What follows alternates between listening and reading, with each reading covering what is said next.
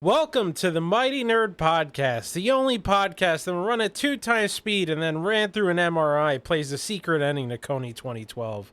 I'm FistTruck, and today I'm joined with, or by, sorry. Solid Snarf, hello. And... That's it. Yep. Yeah. So, unfortunately, Tony will not be joining us going forward. We're beefing. Yeah, Drama. absolute beefing. Drama. For yeah. sure. Yep. On site. On site. Not that we ever cite, but still. Absolutely. On site. Anyway, Tony won't be joining us, or at least as far as we know. So, but, you know, wish him the best of luck in regards to what he does going forward. And all he works a lot. He works a lot. Yeah, that's really it. Work. Yeah, that's pretty much it. Yeah. Okay, well then, life happens. So, I'm done talking. Snarf, go. All right. We're doing Black Myth Wukong, finally. Yes. We've been sitting on this one for at least 8 months. At least 8 months, right? Have we? It's been a while. Yeah. Was it last year? Late last year? It was last year. It was when I had started this job that I currently have. Yeah. That was like September. Yeah.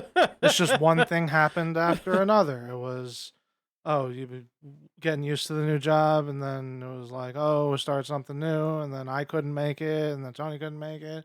Then we kept on going back and forth, and we were ready, and then you couldn't make it, and it was just like, all right. And then we just weren't doing anything. Yeah. It was mostly that, really. But regardless, here we are with the long-awaited and anticipated episode, I'm sure.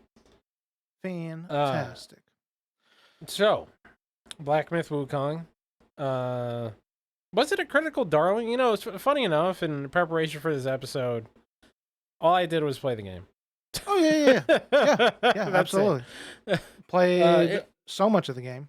Yeah, but what I'm saying is, like, I didn't like, up until, whatever, I'll be honest, up until 2 minutes before we started recording this, it was the first time I had never Wikipedia'd it, I should say.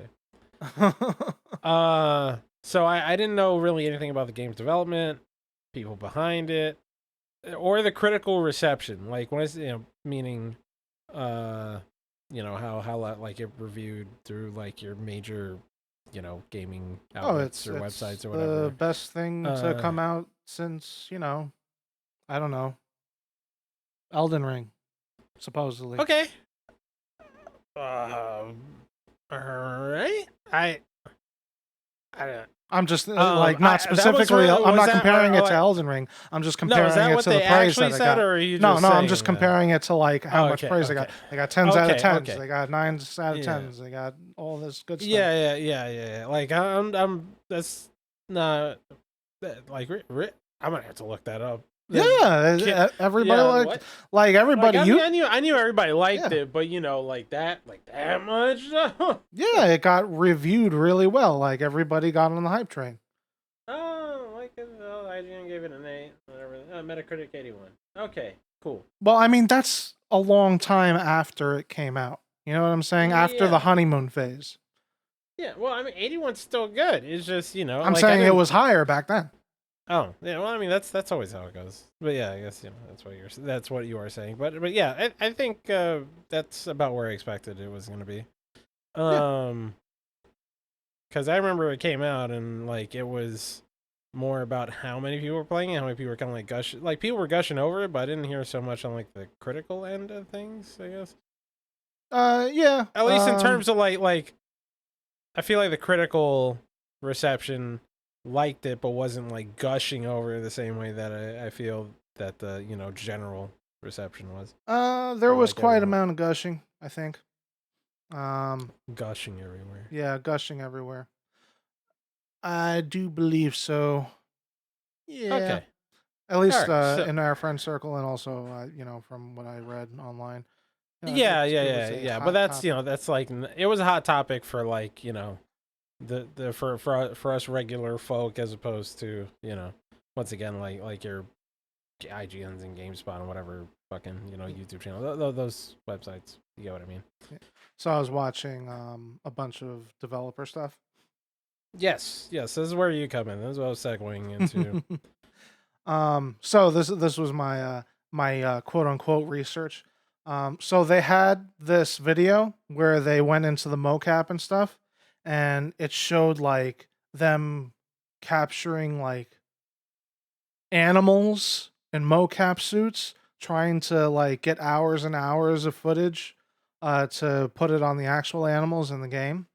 And I was like, that's absurd. That's crazy. And they had to develop a whole new system to do that.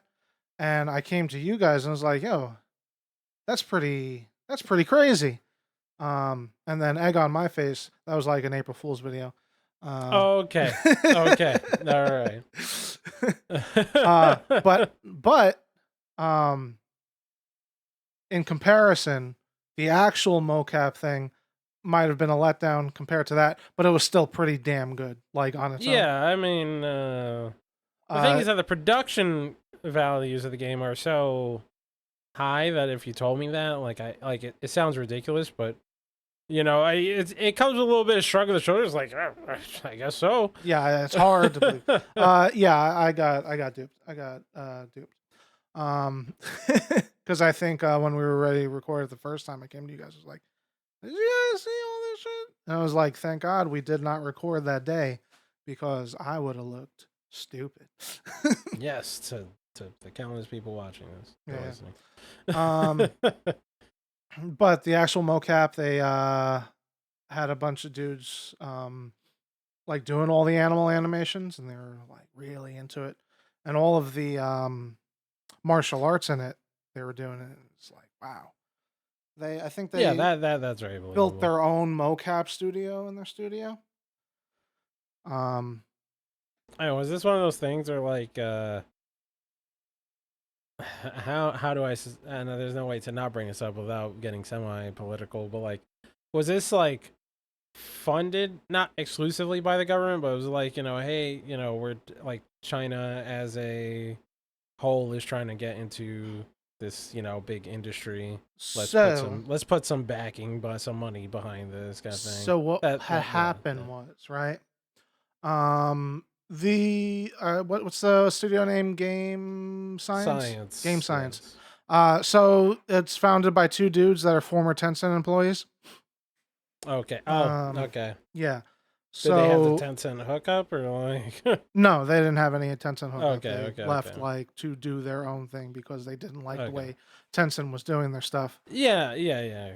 Because Wukong is very much a not Tencent game. Like it's you buy the game, and that's where the story ends. So they made the company. They poached a couple of their friends from Tencent. I think the team was like 7 people. And they made 2 mobile games. One was a card collecting fighting game, and another one was a RTS mobile type game. And that's where the plan was, hey, let's do this, make money so we can make the game that we want. Yeah, of course. And I think there was one more game before that bombed, crashed, burned, set on fire, buried underneath the earth and all that. I think it was called Ashura or something. Or maybe that was a different company, like one of the founders was in before. But yeah, they tried to make their game, the game that they wanted right off the bat. Crash, burn, failed. And then they went the mobile route, gained capital, and started working on their game, and made the the tech demo that everybody saw, and everybody was like, broke the world, man. Yeah, that was I remember back then when that was doing the rounds, I was using Facebook, which thank goodness that's was yeah. Not long. I mean, that must have popped off in what, 2020 or 2019 or something. When did that video sometime around like 2019. I stopped using Facebook like probably beginning of 2021. Yeah, but I remember seeing it, like it just looked like graphically, the fidelity Oh looked yeah, insane. absolutely. Like it looked like on top of the fidelity, just it looked like you were actually playing a game, and it was Oh, like well, I don't know. it Back was then, suspect. like, It was suspect. yeah, my cynical mind is like, that's bullshit. Yeah. That's like I didn't doubt that all the stuff that you see in this video are things that you will actually do in the game, but I'm like, there's no way it's gonna look this good. And I really don't remember the video that much, but it did look that good. Granted, it came out many years, if it was 2019, 5 years later, or 2020, 4 years later, Yeah, it came I think out that a was good deal even later. on Unreal Engine 4, because I know they transferred over to 5 mid-development. So that's where they started. They didn't have, funding right off the bat. They made their game and then they self-funded and pretty much put out a tech demo to like intrigue people to see what they can do. And the world reception was blown out the water. Yeah, it was crazy. Nuts. It was nuts. Yeah. So through that, they had investors out the wazoo said, "Hey, yo, what's up? What are you doing here, man? You want some of my money? You want some of my money? I can make it back, afterwards." And they're like, "Well, shit, we have a 7-person crew. We can't make this game." And so they got a lot of investment. They got eyes. The hype was real, and then they got invested in the Chinese government and all that. Okay. Because every Chinese business is in China is like partially owned by the party. Yeah, CCP. Yeah, and they took special interest and gave a bunch of money to it. Also, that wasn't the only place. They also got a lot of investment from a lot of different places, and they were able to hire like hundreds of people because everybody wanted to work on this game. After the text demo, I don't even want to call it a tech demo. It wasn't a tech demo. It was a trailer. It was a trailer. Yeah. So yeah, and then they got on it, and I'll tell you what should I say what my first impression for the trailer was later? I mean, we're talking about it right now. Yeah. But I want to bring down the mood. Just say it. We're here. Okay, all right. we're this here, game, and you've already alluded to. Wait, your first impressions of the trailer? Of the trailer, yeah. Okay, of the trailer, yeah. It looked like what do I always say? I say it all the time. I said it every time leading up to this, and I can't remember what I said. Well, I mean, I'm pretty sure I have the same feeling that it was like it was style over substance. Style over substance. Yes. Yeah, all style, no substance. Because that happens a lot. Yeah. With, I mean, it's a lot of these kind. When I say these kinds, yeah, it was the first canceling me. No, but I just feel like a lot of games that come out from like China, Korea, those places, they have such high production values. Yeah. Like this is happening, like what I'm going to with this, sorry. Or where I'm going. They always have like high production values. They look nice. Well, emphasis on look. They look really nice, but once you actually start playing them, you're like, oh, there really isn't much to this. Yeah. Lost Ark, for anyone who, Black Desert. Black Desert. What was the Amazon thing? Which one? Throne and Liberty, or I forget. You're not talking about New World, right? No, not New World. Yeah, because that's not. That looked like shit, but played really well. Yeah. Damn. I'm trying to think what else. I know Stellar Blade gave me these vibes, but it Stellar Blade me. Definitely gave me those vibes, but I haven't played it yet. But from what I'm told, it's like super good. I forgot what the fuck it's called, but it's like it's like a kind of long running like action RPG series from China. It's called like, I don't know, like Blade and Fairy or something. I'm looking it up as we speak. Well, there's another game that was like some Sword and Fairy. Sword and Fairy. Yeah. Yeah. What was the third person thing from Korea? The First Descendant. The First Descendant, is that it? The First Descendant is it the one that we played very briefly on Yeah, another game FistTruck that's TV? Yeah, Like that's All Style, No Substance. All Style, No Substance.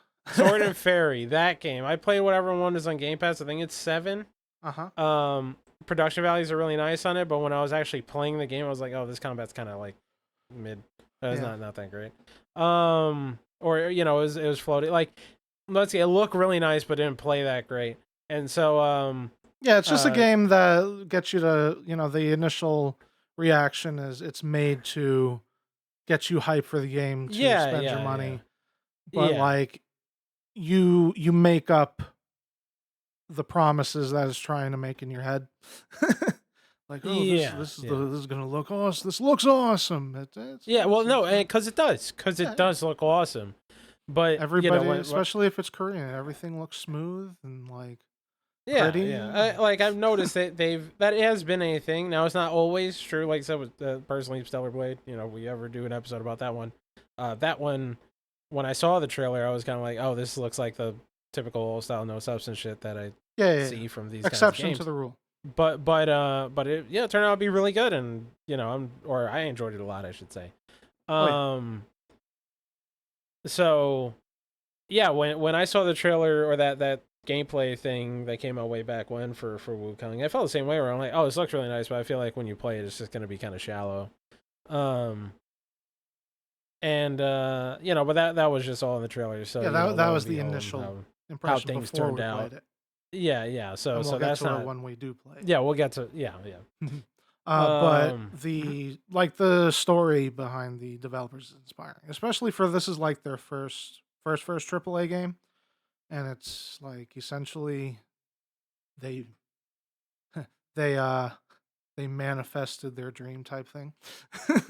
And also considering like the amount of the stupid amount of success it had like commercially. Yeah. Which I assume a lot of it came from also Chinese sales. But I mean, even regardless, it was still super huge over here. Yeah. Everywhere. And that's not something I don't think any of these kind of I don't know, story driven is the word I want to use, but like linear single player action or really any of these kinds of games that have come from Korea or China have hit it as big as Wukong did. Yeah, absolutely. So that's like something that I think is worth commending because it's a good game for sure. It's a good game. It's a good game. It's a good game. So I see why it popped off so hard. And the fact of the matter is that going from that trailer to finished product, it's like once again, I don't really remember everything that was in that trailer, but in general, the vibes, everything in the trailer was in the intact. Game. Yeah, it wasn't Watch Dogs, right? Yeah, it didn't pull the rug underneath. Yeah, it wasn't Watch Dogs or fucking what wasn't there anything like Division really wasn't that bad. Anthem, yeah. But like the Watch game Dogs didn't is the even big one. exist at all when the trailer came out. So yeah, there's that. But like Watch Dogs is the big one, right? Like where the way that one, like with the club, the club mission thing when they did that gameplay reveal and it was total bullshit. Yep. Like when you actually played it, like that mission was in the game, but it did not play out, or like it didn't play out with that level of fidelity or just like immersion that it had in the, it was very like gamey. Yeah. Supposedly it made up for itself in 2 and 3, right? Yeah. I never played Legion, but I enjoyed 2 a lot. The thing is that yeah, you lost me after 1. I had too much invested in the release of 1. And you destroyed it. I wasn't invested at all, so I had a good time. That game, LA Noire, and well, we'll talk about the third one later. Yeah. That's besides the point. Back on track. Let's get back on track. You can go away. Yeah. Getting back on track. Wukong gave all those vibes of just like this is gonna be yet another All Style No Substance kind of game, and totally did not go down that route. Based on how it panned out, or it turned out like, I mean, it was not nominated for fucking Game of the Year, right? Like, Yeah, it was. You know, that's especially for like this kind of game to go that hard, like just a regular ass action RPG. And their first Typically, game, first don't like, AAA also. Yeah, but I mean, even just this genre in general doesn't really like pop off like that unless it's FromSoft that's making it. You know. True. So, you know, things that I guess now is there anything else you want to say, or can we move on to the game? Yeah, we can move on. Okay, so Snarf played through it. You did one playthrough, right? I did 1 3/4 of a playthrough. Okay. Because I went back to do all the bosses on a new game. Yes. I played through it once, and then there was... Oh, no, wait, maybe it was more recent than that, I'm thinking. I mean, it was... Because September is when I first got... Anyway. I mean, it did come out September, I think. So... I played through it, did a regular playthrough, and then some months had passed, I think, and then the idea for doing the podcast came up. So played through it again. This time hit up all bosses minus one that I missed on some stupidity, but whatever. I got that boss. Made sure to do all the bosses on a fresh playthrough. So I instead of going to New Game Plus, I just started it over again. So I made sure to try and get a good feel for it. So things that I think first we want to say what we did like about the game as opposed to what we didn't like about the game, all right? Yeah. I feel like we're prefacing like the second half of this video pretty hard. Yes, as we should. I think the production values once again going on that. I'm a sucker good. For like that type of, I guess, acting style where it's like really operatic. Mm-hmm. And this was like way over the top, like you were pretty much you were watching Chinese opera. The characters are very, very have a lot of inflection. Yeah, like when their animations are very exaggerated, I guess. Yes, yeah. Which is like, you know, when you think of soap opera type stuff. Pretty much when it's like, oh, there's been a murder. Yeah, yeah. You've killed my brother, and I'm going to come after you now. It was very much over exaggerated, but it was pretty. It was endearing. I like it when they're self-aware and it's like that type of genre type stuff. Yeah. Also, I guess for Remo, she also talked about just what the game's based on, right? It's like a Journey to the West, right? Oh yeah. So let's talk about my journey. He actually to did the work. West. Oh my god. So I bought a book set of Journey to the West, which came into 4 books, like 800 pages each, and getting longer and longer each one. I got through to the second book, and then I was like, I can see where, you know, the game is based off of from the book, but nothing really fit 1-to-1, and I should have done more research before I started reading that stuff. It's not based 1-to-1 off of the book. It's supposed to be a continuation of the book. Yeah, because you don't play as Wukong. Yeah, you don't play as Wukong. Right? You play as a descendant. Yeah. You play as a descendant, and I felt really stupid because I invested a lot of time into like trying to figure out, and it gave me a lot more context. But I definitely stopped reading after because how do I the books are really long, but the way they're written, it's a lot of describing the area. Like, you know, it's just a lot of that. So you can be on 3 pages and be in the same room. And they're still just describing the room. And it pissed me off pretty hard. Not gonna lie. It really pissed me off. But again, it's pretty old. Cool. You got to give him some leeway. I give him leeway. It was translated. and it's a collection of stories. Like the Yeah. the modern Wukong that we know are a collection of small stories that were passed down verbally, by people telling their kids stuff, and then one guy decided to get all of them together and put them into one cohesive story. Pretty much it was like fables. They weren't exactly connected, they just had the same character. Yeah. And then this guy came around, I forgot his name, but he put it all into one anthology type thing for, I don't know how many books they originally were, um, into one great journey. Yeah. Uh, Yeah. yeah. So so that's what the game is based off of, or follows presumably. Yeah. Once again, you don't play as Wukong, you play as the Destined One. You're essentially following after Wukong gets his ass handed to him, like right in the beginning of the game. You're kind of following his journey, sort of recovering stuff related to him. Yeah, so the beginning of the game is the end is after the books. So it's like the gods had enough of his tomfoolery and was like, "Hey, you talked a lot of shit. We're coming after you." And they got him. They got him at the end. Uh and quote unquote can't kill him. Sealed him away, or his essence, and put his essence towards all of his great items. And you're the destined one following in his footsteps along his journey to collect these items of power. Yeah. Yeah.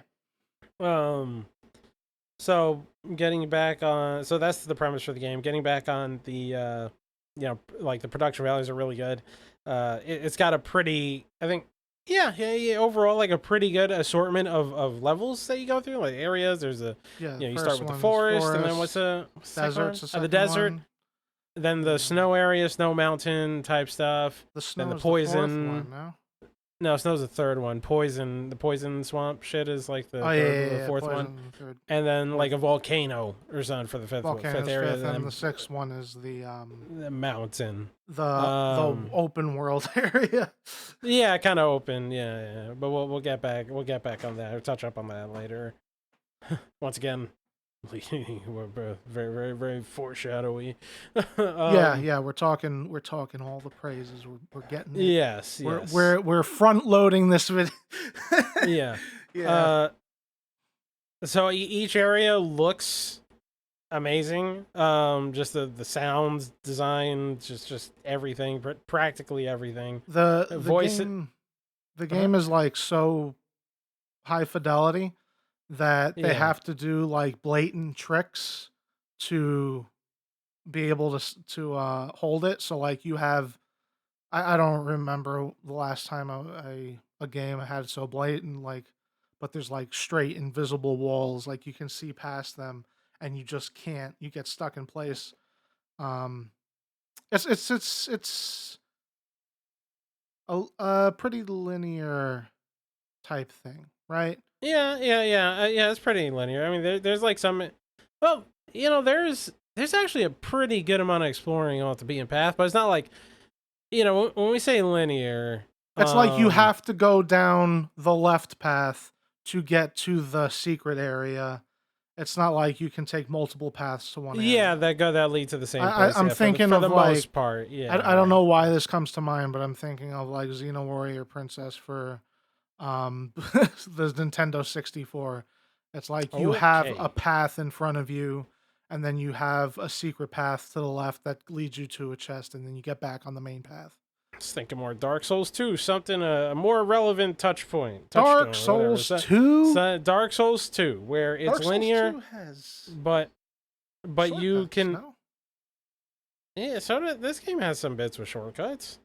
I wouldn't say that's the design. But it's point being that, like, really what I'm point being, or like more Dark Souls 2 or 3, I would say, where overall it's linear, but every now and then there's exploring out the beaten path or stuff. But I think, no, I'm pretty sure that this game has more stuff that's off the beaten path than both of those games did, for sure. Yeah, because you can go through the game and fight.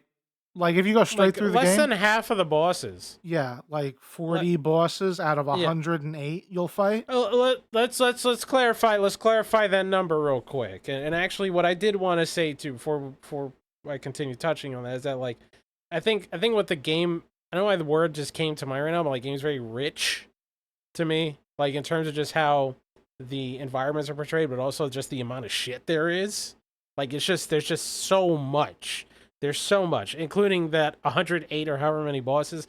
But that number is, I forget what website, but specifically when I was like, I'm going to play through this game, I'm going to fight all the bosses, I had to refer to a website for it because obviously I'm not like, listen, let's be real. I'm not going to just spend all my time headbutting the wall until I find a new boss. Tell me where they're all at. Right. And it had like 108, but a lot of that list, or a good chunk of it, was comprised of refights or the same boss, but the second phase or something. So that being said, it was like literally anything that had a health bar they considered a boss, which would be fair. Yeah. I kind of like. Do you just want to make a list that says, "Hey, here's all 108 bosses," or "Hey, here's all 64 bosses, all 21 phase 2s, and then all 30 mini bosses," or something, right? Like that's yeah. But regardless, there's a lot of bosses, and even then, there's a lot of bosses that are actually unique, which sounds like a backhanded compliment, but it's more, I'm just saying that because I'm thinking about like Elden Ring that has like 124 bosses or some shit like that. Oh, those are. But it's really got like, but it really has like 20 right. or something. Or maybe more than 20, but point being, or 40. Mm-hmm. But a lot of it's just, refights. This game has, there are definitely refights, but there's a lot of unique stuff that you will miss, for sure. Absolutely. And that's, in the spirit of, because game at the end of the day is really it is an action RPG, but it's, listen, you got a fucking stamina bar. You die. Do you lose anything? Do you lose your Wukongs when you die? I forget already. No. You but regardless, you die. You respawn back at the Wulkong bonfire or whatever shrine, one of the little shrines. So it's got some of that stuff in common with Souls-likes, but really the stamina bar being the most obvious one. This game, I think, would have benefited if it lost those Souls-like elements. I do wish it committed more to that. Because this is more like a traditional action RPG. Adventure game. Yeah. I think more akin to like, I don't know, if Devil May Cry and Legend of Zelda had a thing. I don't know. Or like yeah. I was gonna say Darksiders, but that's not. There's not much in the way of like puzzle solving in here, or dungeons or anything. But it's you're kind of working your way through areas in the same way that you do a Souls-like, right? Where the primary thing you're doing is just always fighting. There's not much in the way of puzzle solving or whatnot. But I do wish it committed more to the action side of things. But once again, we're pushing that to the back half of the video. But yeah, there's just so much stuff. There's a bunch of, okay, here's a good example. Just, and something that I think deserves being commended just a bit is, because this is how Souls-likes are in general, like FromSoft ones especially, where there's so many things that you can miss that you can tell they put a lot of work into, and they're totally cool with that. I respect that. Yeah. Because they had a whole dragon fight that I missed on my first encounter. Yeah, there is a Firelink Shrine type area, which for you Zoomers out there is the Round Table Hold, where you can have meet your allies and talk to them. Yeah, like it's there's a shopkeeper there, there's a blacksmith, there's all this stuff, right? It's like the hub, the safe space. That is completely optional. Yeah, unlocking that is completely optional. You can miss it. I missed it on my first playthrough. Yep. So that's just nuts to me. But keep in mind, just as an aside, unlike Elden Ring or Dark Souls, well, Elden Ring specifically, because Dark Souls the Firelink doesn't matter that much, but there's not like integral things that you miss out on if you don't get this game's version of that. Right. It's just like there are things that you miss out on, but it doesn't mean that you can't like progress or beat the game or anything. Yeah, absolutely. What else? What else is there about this game that I want to gush over before we? Yeah. Because this is taken. I think it's going to be. This is very much in the vein of the Mighty Nerd. This game is poopy dog ass. That's more what you would say. I'm not as far gone or far down. As I was.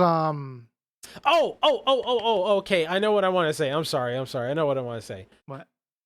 One thing I do like about this game, in terms of gameplay and stuff, or systems, I guess, the gearing, sort of. I'm like 50-50 on this, but there are some bits like you get gear, they have set bonuses, that kind of stuff, that some of them, well, they all kind of tweak some elements of what you can do. The only thing is that some are way more universally useful than others, which I don't like.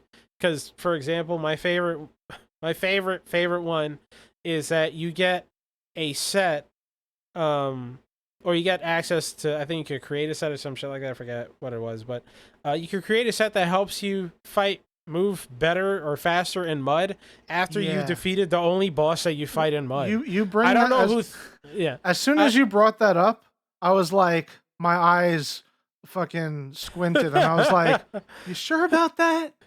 That's a good part." No, that's like cherry pick. Well, it's kind of because then there's because every set that you get, every set you get is based off of a thing that you defeat, and you need that defeated. set, and you need that set to help you defeat that thing. Defeat the thing that you defeated.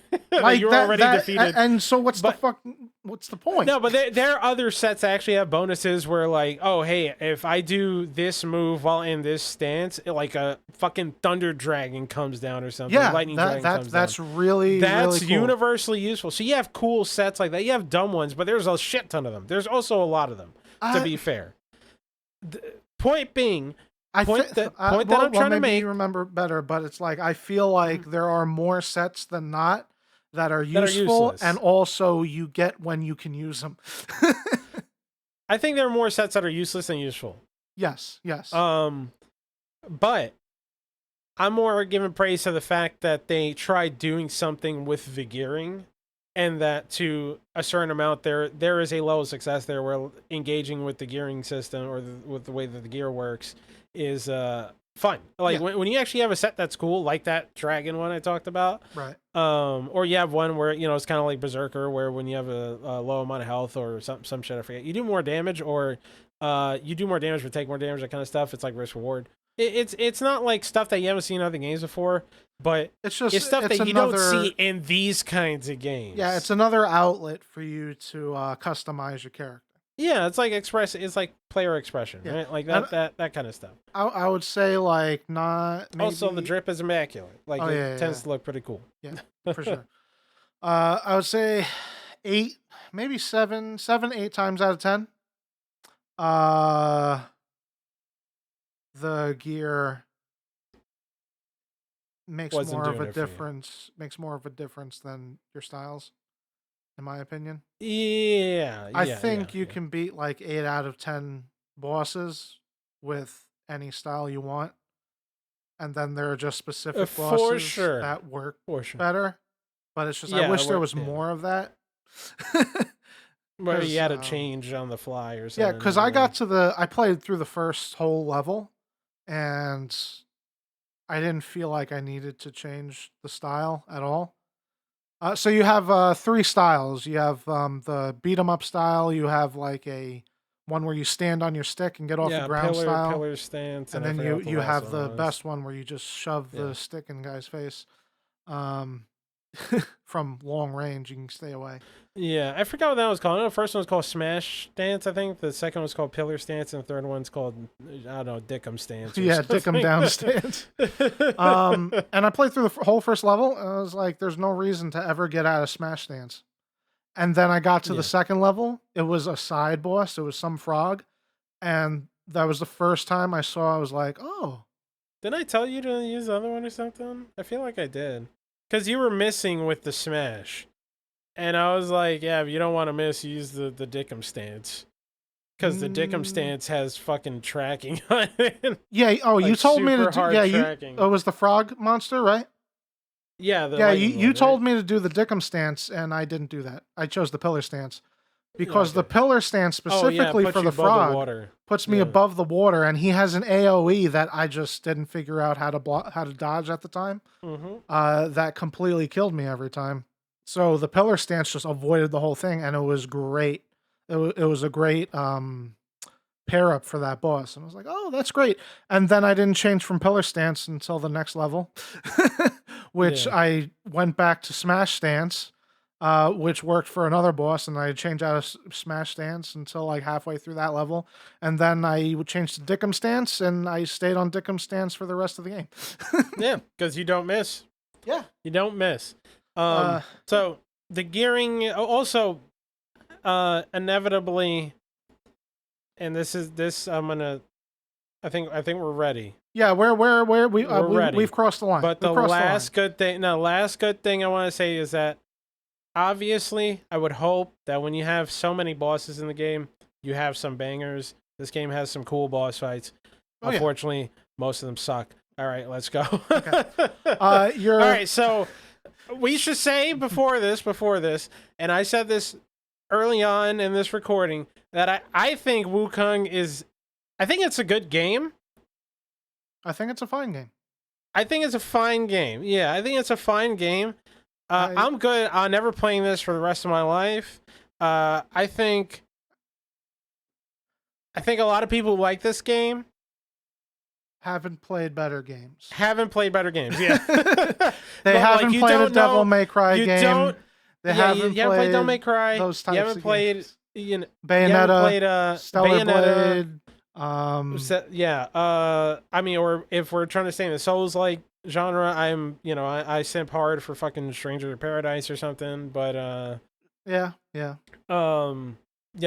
maybe they could have played Elden Ring. I'll give them that. But like, there's so many things about this. Like, I consider myself a bit of like an action an action game dude. Yeah, this guy over here is like, I was about to use a word, but he's on point. He's focused, overly focused, superhumanly focused when it comes to these types of games. He can just rush through them like nothing.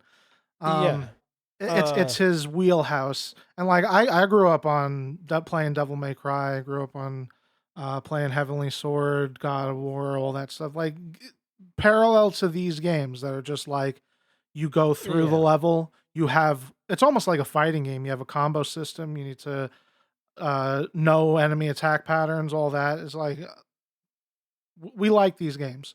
Him more than me. Yeah. Yeah. Like I played. I just keep eating these up. Yeah. So with that being said, out of a lot of like this one's, it's fine. It's fine. But there's going back on that style over substance thing for sure. Yeah, there is way more style than substance. Yeah. So we don't. We weren't really big fans of this. Him less than me. Less than me. I'll tell you why. Let me tell you my journey.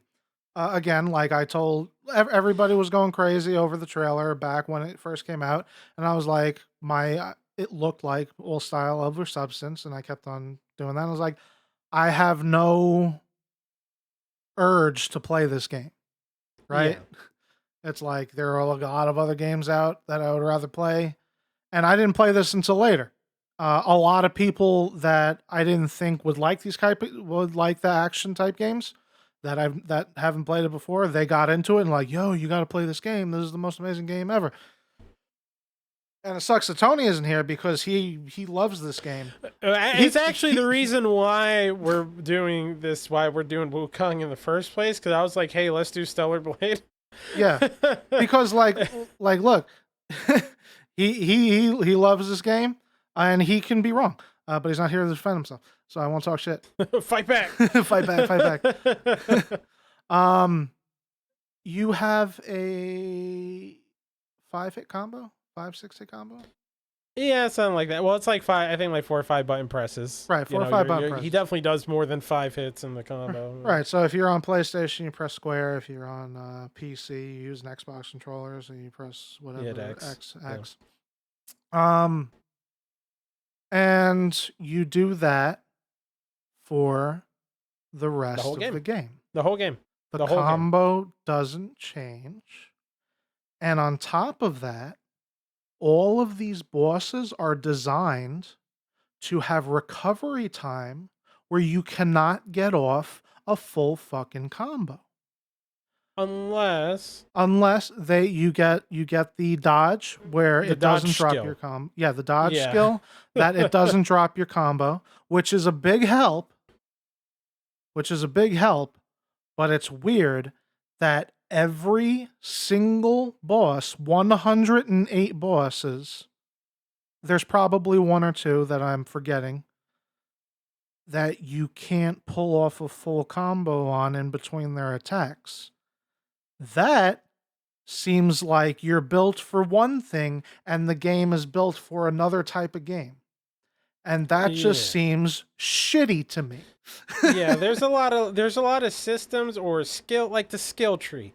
The skill tree is like you see all this stuff there, and then the amount of points it takes, like the amount of points you get for the skill tree, because you have skills that take like multiple points. Oh, hey, you put 5 points in this one or something like that, right? So if you want to fill a skill tree, I think it's definitely over 100 points or something like that. So it's a lot of stuff.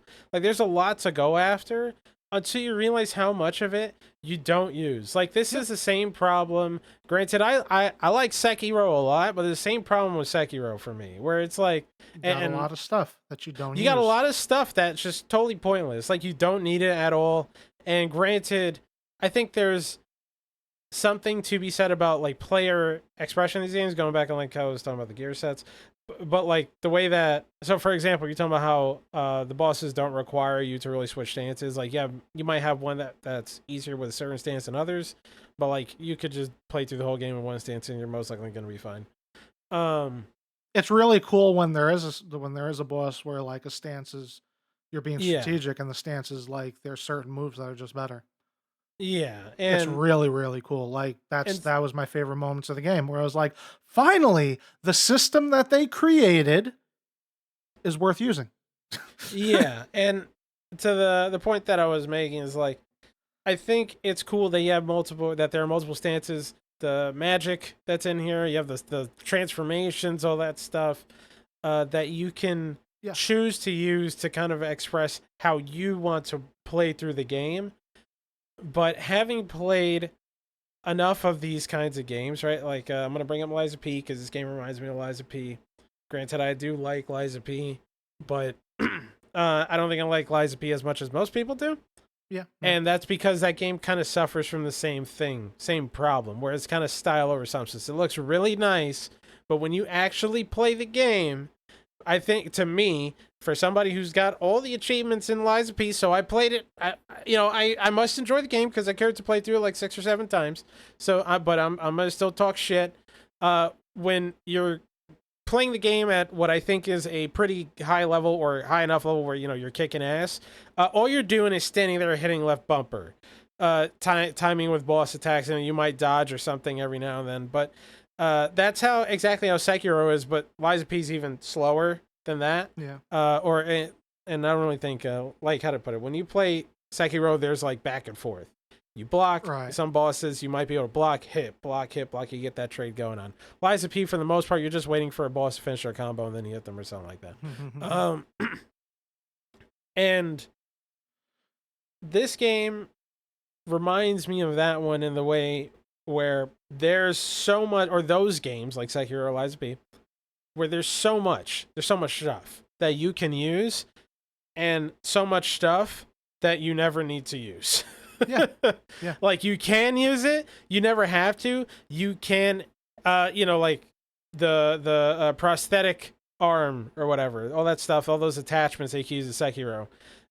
You might have some every now and then there's a boss where if you use a specific thing like the gorillas with the firecrackers or whatever, that if you do that, it makes them easier to fight. But in general, you really don't need this shit.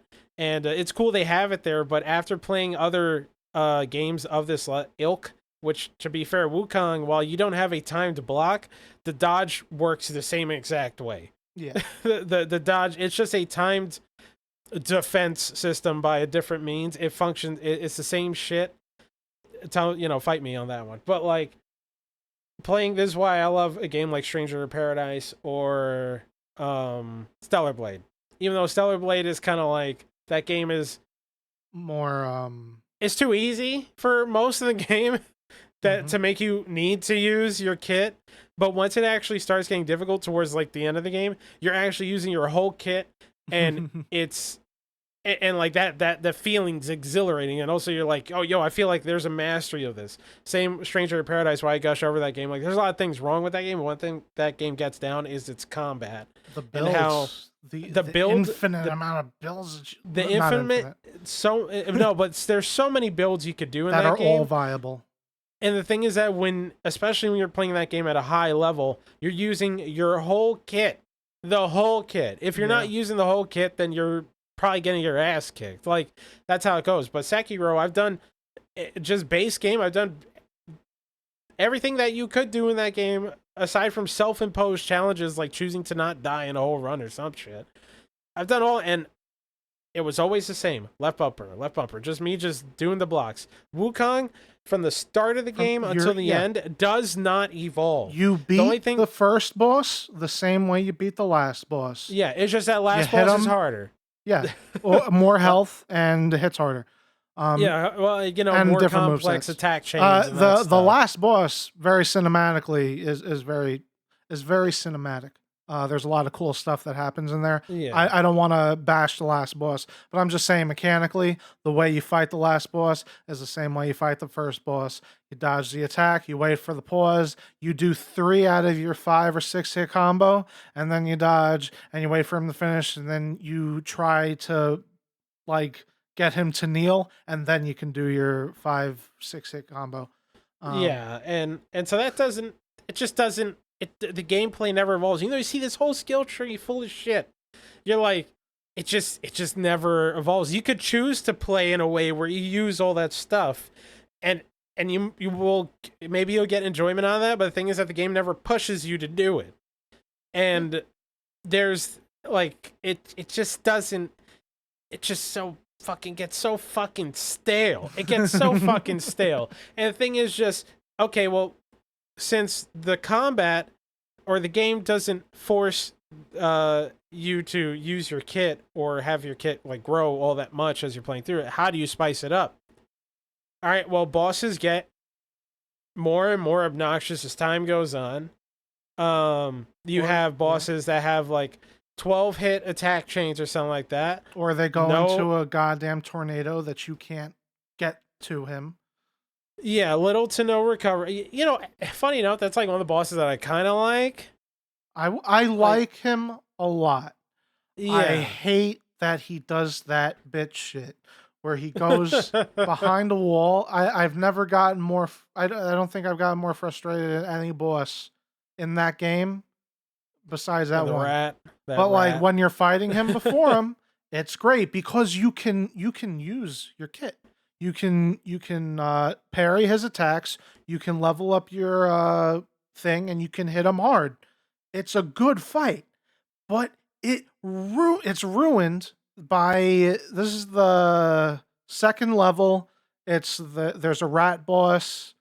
He summons a big tornado on his second phase, and then it's not like he'll go into it and you can't walk into it. It's not even like he's programmed. It doesn't look like a thing that he's doing strategically. It just looks like his combo put him outside the fucking wall. Yeah. That's it. Yeah. It's not like, he goes into the sand whirlwind for cover and then does a sneak attack. No, he has a 35 hit combo and he dodged it and he just keeps on moving past you, continuing the combo through the wall, and then he comes at you with another combo. Yep. Yeah, that's how a lot of bosses go. Like so many of the bosses go in this game, and the thing is that every now and then there's a boss that I really like. I think my favorite boss in the game, which unfortunately is like a side one, is called a Yellow Long or whatever. It's like there's there's a side quest chain of that's the second dragons that you could fight. No, it's the last one. Oh, okay. There's a side quest chain of these dragons that you can fight. Yeah. And each one's actually kind of a unique fight, and it's cool. But the last one in the chain, which I think I remember is in like the fourth area, is like the cave, swamp, poison shit area, with spiders. Is the hardest one, but it's actually like at first he's doing 5-hit combos or something like that. He might have like 2 or 3 different combos that he does, and he hits like a fucking like a big like a large truck. I don't know why I couldn't think of something good there, but he hits really hard. And you're learning it, you're learning it. Once you get past his first area, once you actually push him to like the last third of his health bar, he doesn't do anything. I think he might have like 1 or 2 moves that are actually new, but otherwise he's doing all the same moves, but he's chaining combos together. Like they're all, so instead of one combo, it's not he's chaining those and like, okay, I'm gonna do combo A, then I'm going to give you no pause and do combo B, then no pause and combo C, then like that's just how it goes. Like, no, now combo, he might do combo B, BA is now just one combo. And then there's a pause. You can fight back. Yeah. And that's just how the whole fight goes. Like, this is sick.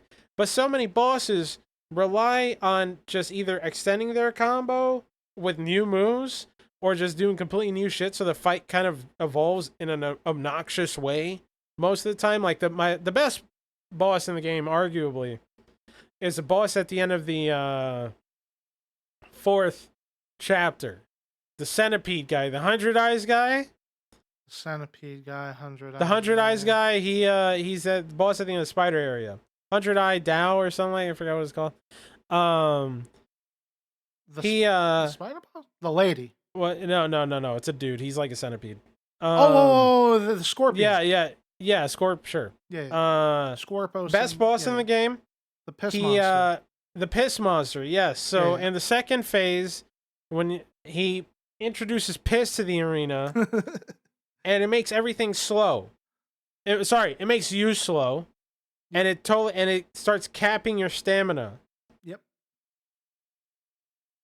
It's bullshit. Bruh, who the fuck thought that was a good idea? Same for that rat. The rat boss is kind of cool, but what happens is like the sniper was talking about, tornado comes up, and now it's just a wall that he could pass through in the middle of a combo that's like kind of janky, and then you're in the middle doing your combo, but then in the middle of your combo, you make him stagger or take a back step, and then he goes into a tornado, and monkeys there, your guy is like, oh, sand in my eyes. Yep. And then in the middle of it, he's like coming through with an attack that you could barely see.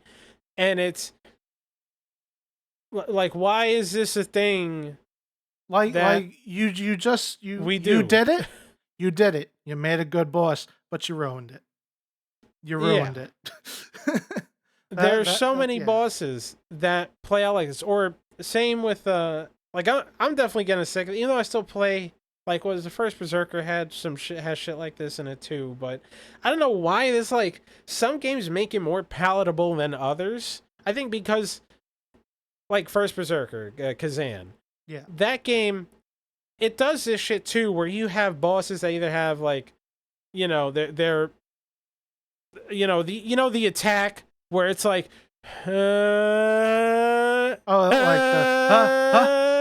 is it going now?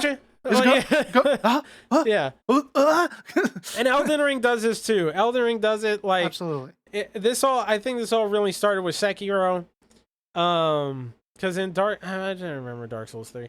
No, Dark Souls 3 wasn't like that all that much. Because you would just follow their hands and you would see them swing and you would be able to respond to that as opposed to just internalizing combos, which is very much trial and error. It's just that because there's such a large amount of bosses in this game that you get to a point where, and this for me hit on the I guess what is the hardest boss of the game. So throughout the game, you can do there. Each of them has their own special side area, and this is how you unlock the good ending or whatever. Right. So when you're at the end of the game, you go and fight the guy that kicked Wukong's ass in the beginning. Right. And that's the hardest fight in the game. And 99% of the fight is him. And you just, it's like, all right, bro, I've been going through 20 hours of just dudes fucking like holding their weapons back. And the thing is, I could beat the shit out of you while you're doing it, but then you fuck with your timing. So like, I just started rolling my eyes. Like this is not the challenge kind of challenge I find engaging. Because inevitably I'm going to learn this and we're going to be done. Yeah. And when I get to that point, I'm not going to be like, oh my God, I accomplished this. It's going to be like, finally, this shit's over. I need to preface That's exactly how I felt. Yeah, I got to preface something. This is all like first playthrough stuff. The second playthrough is different. Well, because you just shit stomp everything. The second playthrough, you shit stomp everything. That's why I didn't do it on New Game Plus. Yeah. So again, like I had a lot of friends praising this game. I had no interest in this game, and they were praising like, "Yo, you got to play this. This is right up your alley." And I'm like, "Okay, yeah, all right. If you say so, I'll take your word for it. I'll play it." And then I was like, "I'm playing it. I don't like this. I actively don't like this. Not because of the difficulty. I don't like the guy going through the whirlwind. I don't like that. I'm fighting. I don't like. I got one. I got another one. Well, I'm not you remember? No. Because you're talking about the whirlwind guy. I'm talking about things that you don't like. Oh, okay. Do you remember the monk, yellow fat man or whatever? He turns into a bear. No, that's the boss at the end of the first area. The boss at the end of the third area is the little Buddhist dudes. Yeah. Where you fight him. He's like really big and fat, and then you go inside his bag. Yes. And afterwards he puts So I can't remember, Yellow Brow or something. I forget. Yeah. But don't you like how at some point in the fight he has a near arena wide AoE? You can get outside the range of it by a pubic hair. If he's in the middle of the arena when he yells, you cannot avoid it. No, I don't. He yells, like that. and then what happens is he teleports right next to you. Tell me if there's jogging your memory. He teleports right next to you. He hits you. It puts you in a cutscene where he's diddling that fucking cutscene. Yeah, and you think like a sane person, you're like, oh, I just got like that was a forced stun, right? Like that was a forced stun. And now I'm in a cutscene where I'm getting fucked up, so this is a transition in the fight, right? Like this is, right. where it's not. It wasn't. No, because then you get out of it, you're still in the same arena, and you have less health. And you're like, wow, that was like a 1 minute long grab. And he does it multiple times throughout the fight, and it gets to a point. I remember when I was first doing it, I was like, how the fuck do you avoid this? Because there's like, once again, if he's close to the middle of the arena, you cannot avoid this shit. You have to try and kite him to one corner and then somehow know at like what health thresholds he's going to do it and just start running to the opposite corner of the arena. Yeah. That's garbage. That is garbage. Complete garbage.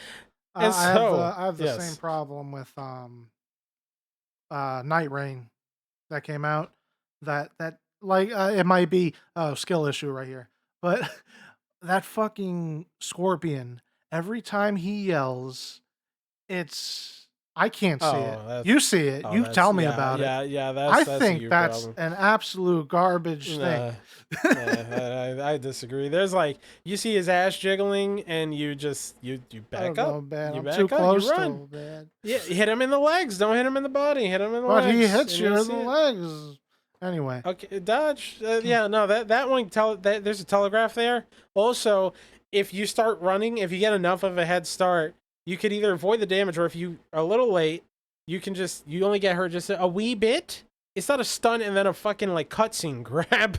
I'm just saying it's like I can't see it, and it just happens. But yeah, that yellow dude, fucking bushy eyebrowed motherfucker put you in his bag. Yeah, screw that guy. Fucking, and you might be wondering, like, oh, we're only talking about bosses, because everything else in between That's the is whole not game. worth talking about. It's the whole game. There are enemies in between bosses. That's the end of the sentence. Stop right there. Stop. That's it. There are enemies between the bosses.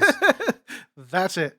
I remember playing the game. I'm sorry. That I just go. Keep going. The only time that I thought was cool in between bosses was there was a prison area that I liked and apparently is universally hated. I hate it. And there's the part in the spider lair where like enemies can mess you up. So you have to worry about your health. 'Cause like you can go through an area and there's stuff. There's a checkpoint there. And it's like, you're not really going through the gauntlet at any point. Yeah. But those 2 points that I remember, like you have to worry about what you're doing, how much health you have, your resources between those checkpoints, because there was a bit of distance between them. Well, it's because that specifically the prison area, and like I'm cool with, hey, I just missed something on the 2 times, actually 3 times I played through this, because I remember the first time I played through the game, I went through the first 3 areas on New Game Plus, and had kind of come to the conclusion that New Game Plus sucks, so I stopped playing through it. The way it was explained to me. So I skipped something, but like when I was doing this, I was like, oh, I'm not having fun. And then I went back to my friends and I was like, you like this game? And he's like, yeah. And I'm like, this game, I am having a bad time. Not because I'm dying, but because it's fucking boring. Yeah, because there's and you know what he said to me? You know what he had the fucking gall to say to me? I remember this. He said, but keep "Oh, going, you keep got to going. beat it 3 times for it to get good." Fuck you. All right. Anybody that says you got to beat a game 3 times for it to get good, they've lost the plot. Yeah. All right. So I trekked on his word, and I got through my second playthrough, and it didn't get fun. It just got easier. The to its credit, I like that you can respec at any time. I do like that. I like it a lot. And when you do have all the points in the world, yeah, you can have a build that pretty much demolishes anything. But it's like,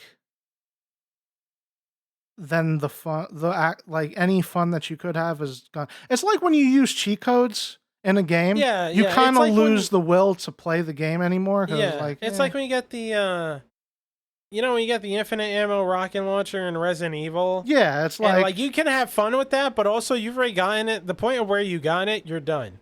Yeah, you're done with the game, pretty much. You're done. Yeah.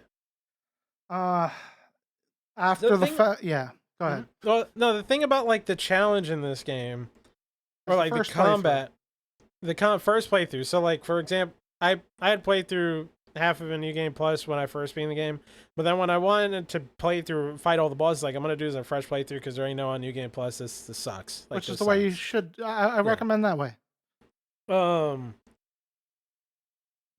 That there's.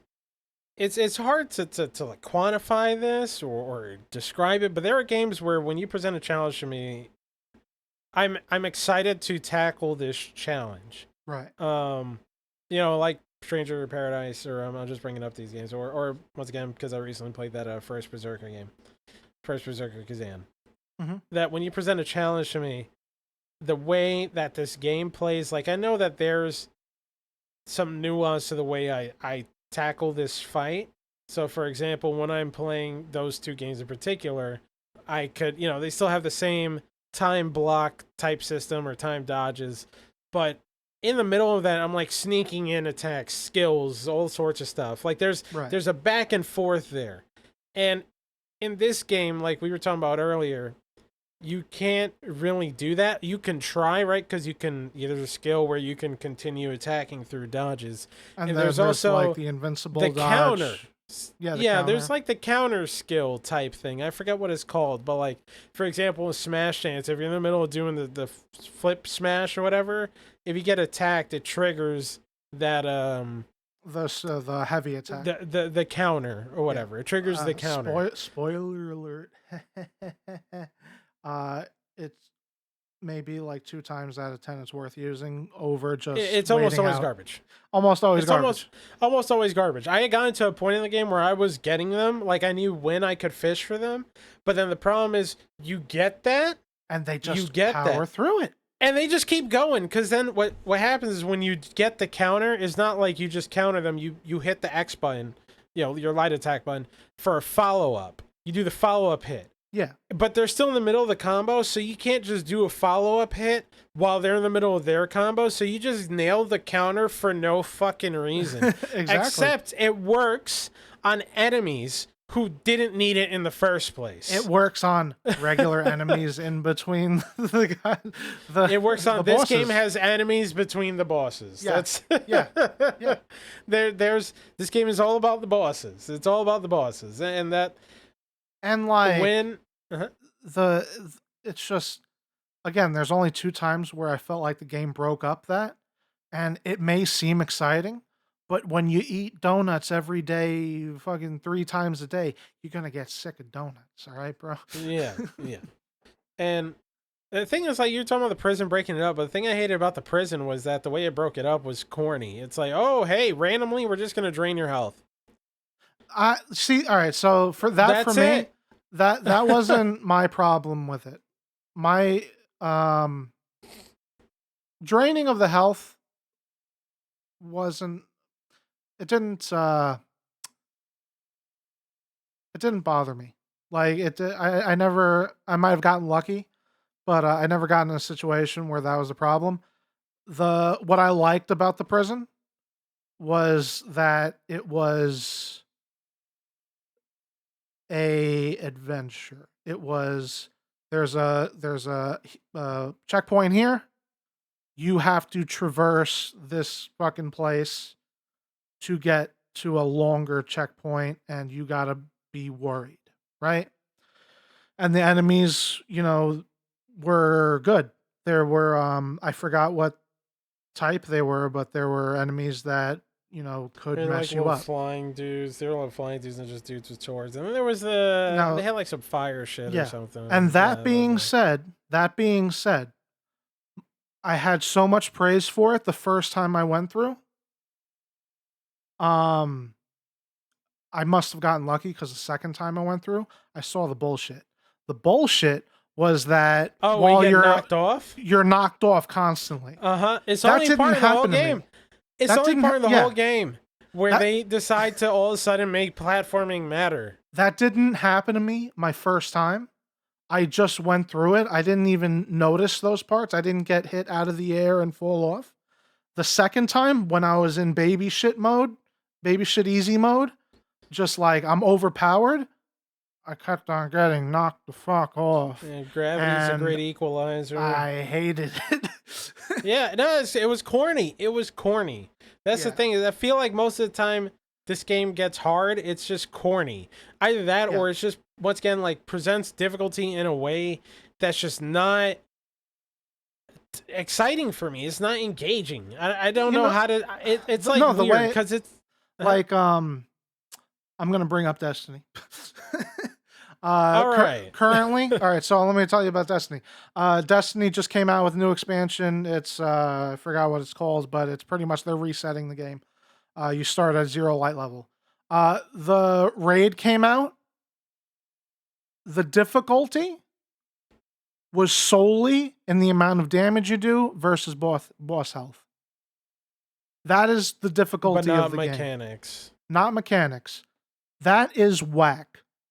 Okay? That is And your very first whack.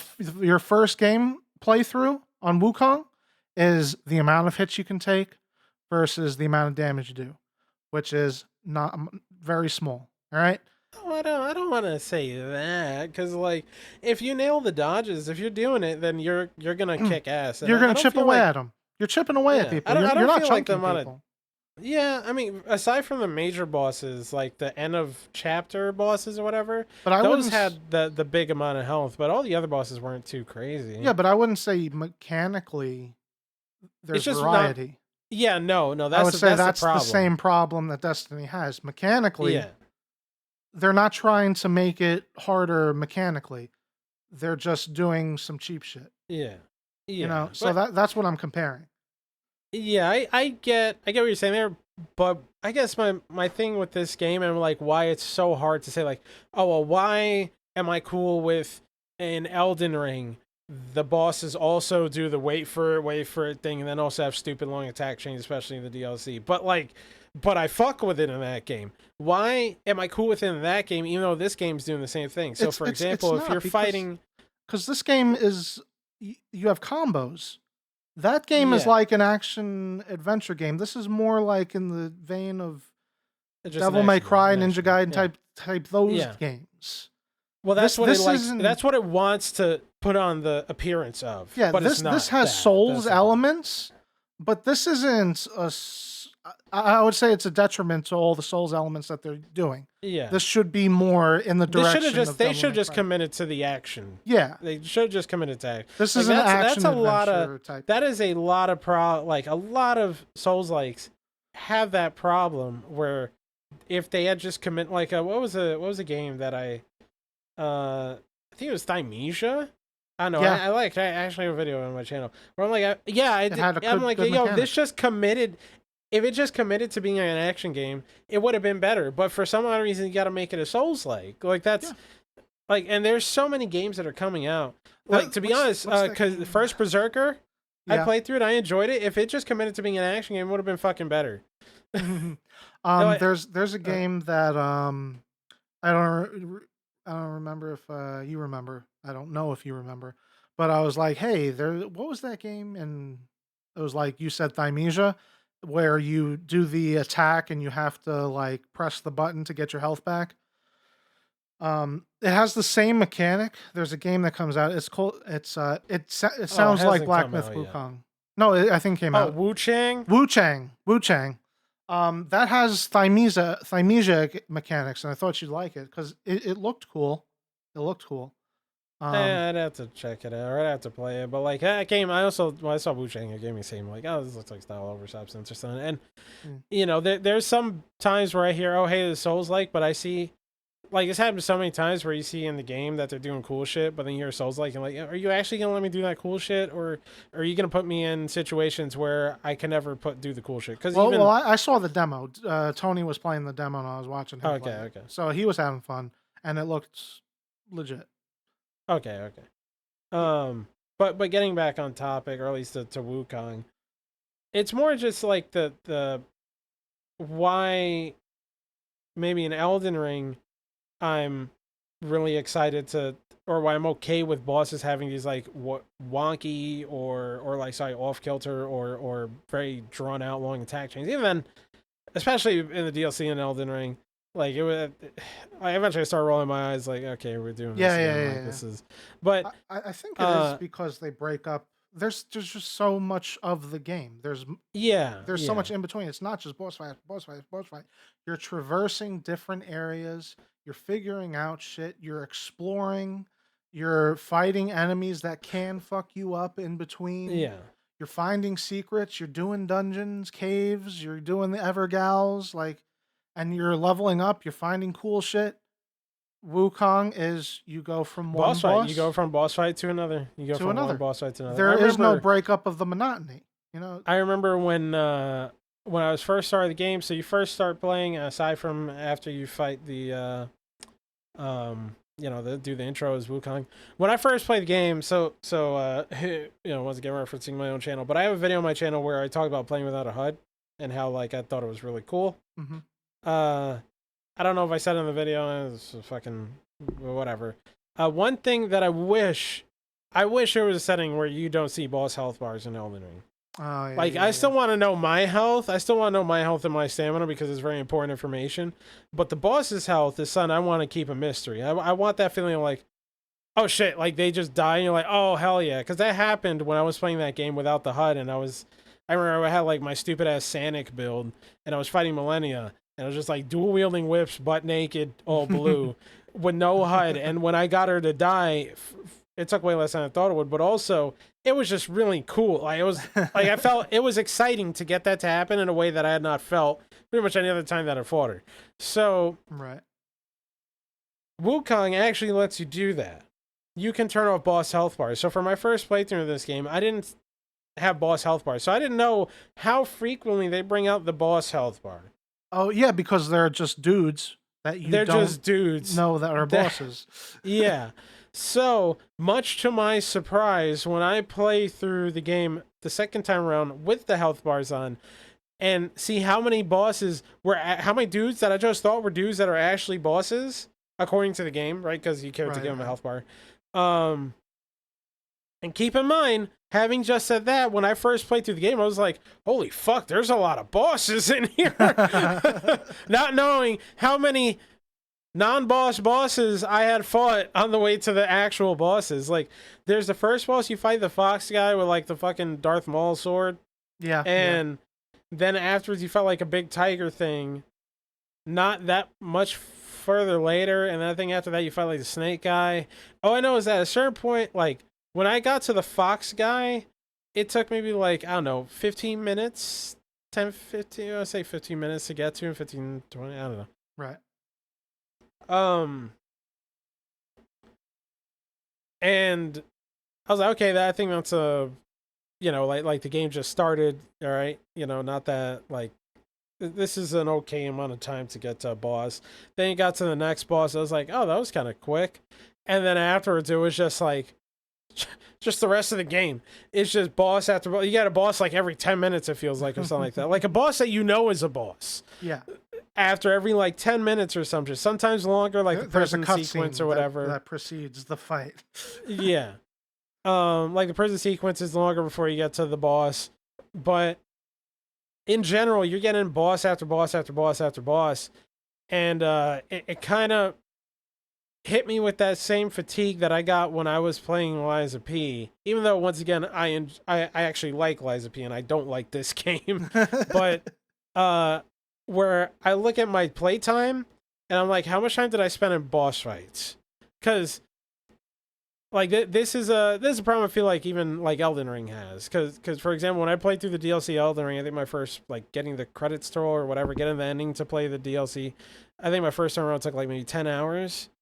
And I spent 3 fighting Radon. Yeah. So you know, it's like one of those things. Like you might have said 10 hours, but it turned out there's a bunch of shit that I missed. So I want to like, I think it took like Radon's a special boss. Radon's a special boss. I actually like him a lot, but I like it so much. Yeah, it's and like that's actually that's actually a hard fight. Like I want to help you, right? Yeah, absolutely. Yeah, and even then we were getting fucked up, but it was cool when we finally got it done. But like Liza P, when I beat Liza P, I think it's 20 hours. 20 hours in the game, and I'm pretty sure 7 of those hours was just in boss fights. And I'm like, one thing, you know, going back to, because these are all Souls-like games. And I'm, you know, beating this drum, I guess, or whatever, right?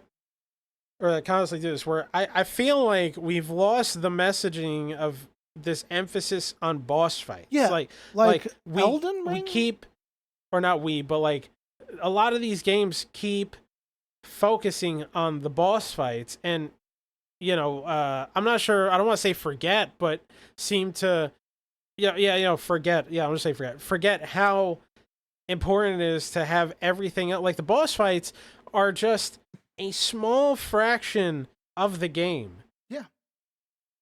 But yet they take up so much time. I came to this conclusion. I'm pretty sure you said it also. But like when I think of Dark Souls, I think of bosses, yeah. But I also think about level the areas. Design. I think about the areas. I remember all having to contend with the areas. Yeah, like you're going through the world on an adventure. When I don't think of Elden Ring like the way I think of Dark Souls, I don't consider level design, but I consider like exploring a big place Like, again, an adventure. No map, no Yeah. HUD. You go on in one direction and you discover shit along the way. And it just seems like these games that are trying to catch the the Game hard. It's like game the hard essence. Yeah, it's like the essence of these games, why they're successful, they lose the plot because they just make hard bosses and they think that's enough. Yeah. And it's And- not. And the thing is that like I was referencing Kazan or Stranger in Paradise. Kazan suffers from the same thing. Well, it does, no, but it suffers from the same thing where it got to a point for me in that game where I was just like just ass blasting through levels just so I could get to the boss, because the fighting the enemies was like they were a fart in the wind, and then the bosses were walls. I haven't played enough of it. Yeah, you haven't played far enough. Yeah, so right. but I got to a certain point where I was just blasting through levels because like first it was just easy to do it, and I was playing on hard or expert, whatever they were calling it, and but the bosses were tough. They were difficult, but the thing is that, and this game suffers from that same problem. But the thing is that in Kazan and also Stranger in Paradise, when I get to the bosses, I'm very much into what they're doing. I'm into fighting this boss. I'm into solving this, figuring it out, getting good, as the kids say. But in this game, it's like, okay, the getting to the boss is a fart in the wind. Then I get to the boss and I just roll my eyes. Yeah. It's and once again, it's like it's just because it's not very interesting. It's just not interesting. That's kind of it. And because again, you're doing essentially the same shit. The same thing the whole time. X. And the then thing hope is you that don't get hit. The areas are so visually engaging. Nice. Yeah, everything looks But beautiful. Exploring them is you run whatever. into invisible walls. You run into invisible walls, or you might find another boss, and it gets to a point where you're just like, oh boy. Or at least for me, I'm like, oh great, another one. And like I think about this when I forgot what was oh, okay. I was watching Moist Critical talk about Wuchang. I was earlier today. I don't know. I know who Moist Critical is. I just brain farted. Like, wait, who? Put in a face to a name. Big YouTuber. Yeah, no, I know. I was being. Yeah. I don't know what the hell happened to me. It's 109 degrees out today, fellas, and I don't have the AC on. Okay, skill issue. Skill issue. So, I was listening to him talk about the game, and one thing he complained about in the game is that some bosses like have long run-ups to them, and I get that. I didn't play the game, so I'm sure if I played it, I'd totally agree with him. Wuchang. Oh. Okay. So if you die, it's a long run to get back up to the boss. And the thing is that Demon Souls did that, Dark Souls did that. And you could hate it, you could love it. The thing is that in those games, I think it's good that they did that, because the bosses themselves were not over the top. Like, the bosses were difficult for the games that they were in, especially at the time when we didn't have like these bosses that had stupid long combos. But the part of the boss fight was you contending with most of the bosses were puzzles. Most of the bosses were like you got the thing that nuked the boss, or you just were wanting, like, you could fight the boss the natty way, or there's something that you could have gotten in the level that would fuck that boss up or something like that. Right. So there's especially with Demon Souls, the bosses tended to just be puzzles. Right. But in Dark Souls, you had a lot of bosses that you just had to fuck them up, and that was it. But they had long run-ups. Like the most obnoxious one I can think of off the top of my head was or maybe not as obnoxious, but it was Quelaag in Blighttown. Mm-hmm. If you wanted to get, she kills you, the closest bonfire is you have to run through the swamp.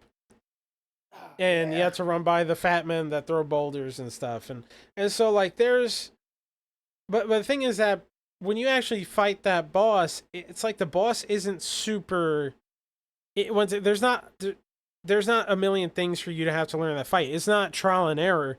You are it's very, very reactive. There we go. That's the word. When you fight bosses in those older Souls-like games, it was very reactive to the way that you approach them. You go, Right. okay, he's swinging. Like, I see his arm going, and it was a very natural way. Then bring their arm up, bring it down. And so running up to the boss was almost a part of the boss, because how many of my resources are gonna be intact when I make it to this boss fight? You know, I just And think uh-huh.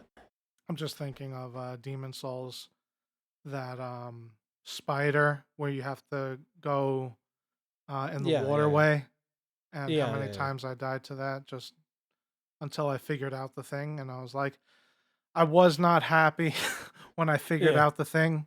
I was just Because it like, was so okay, fucking simple. I think I was watching yeah, you play when that happened. yeah. You were Oh like, yeah, it oh, was for yeah. the channel. Yeah. So and going like fucking short story long, but going back to Wukong with is that it's yet another one of these Souls-like games that just has a massive emphasis on the bosses, and when you could have taken these areas, these like visually, like the engaging, exciting, like it's just cool. It's cool. These locations are cool. Yeah. I want more of them, but every now and then you get more. Like the end of the third chapter, when you're at like the monk temple area, there's actually a lot of exploring there. A lot of unnecessary exploring though. You know, Like fucking. uh, So before you get up to that, you have to run through the gauntlet of like of all these dudes, yeah. enemies. Yeah. I don't I don't remember if you were there when I did it, but you know what I did? I was so over playing this fucking Over game. it. I just ran past everybody. Yeah. And it worked. It was done. It's like, all Yep. right. Yep. And the thing is, like, you could have it be where, okay, in order for me to make it to this boss, I have to, like, I have to actually engage with this area, but it just ends in that, just skipping shit, or you just fucking, I don't know, you like face roll until you make it through. Like, that's it. Yeah. It's, I don't know. It just doesn't there's just no depth to this, to the combat, which is all you do. There's nothing else than combat. Yeah. From time to time, I like a YouTube short comes up, and it's like these really cinematic Wukong battles. Like they do certain moves to like Yeah, miss. to make it looks really cool, but you're like, wow, that's pointless. Yeah. But it's cool. That's how somebody expresses themselves in the game. But that reminds me of people do the exact same shit with Sekiro. And Sekiro, like once again, I really like Sekiro. I love Sekiro, but Sekiro, there is that, like, you'll see people going, oh hey, he's using the raven feathers thing, or whatever the fuck they're called, or he's using the hat, the steel hat shield thing that comes up, all that stuff, and it looks cool. It looks cool. I remember we had a friend who would be like, oh hey, yeah, you see this video of somebody doing this shit, and like, yeah, but when you're actually playing the game, doing all this stuff just makes life harder for you. As opposed to like a really cool way to express it. It's like I'm doing more and getting less. Like, it just doesn't work.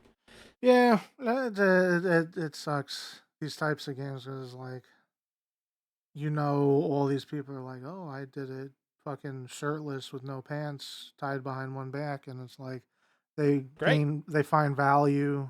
They value themselves on how difficult a game is that they're playing. Yeah, and it's just it feels like missing the plot.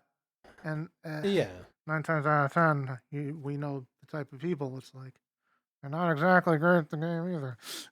yeah. Or like, I'm gonna give benefit of so yeah, it's good, fine enough. But like, I once again drawing the comparisons to, because I dick ride Stranger in Paradise hard. That game where my mastery of the combat, or my as I continue to grasp it and all that kind of stuff, and it expands for me as I continue to use my kit, it directly reflects how much ass I'm kicking. Yeah.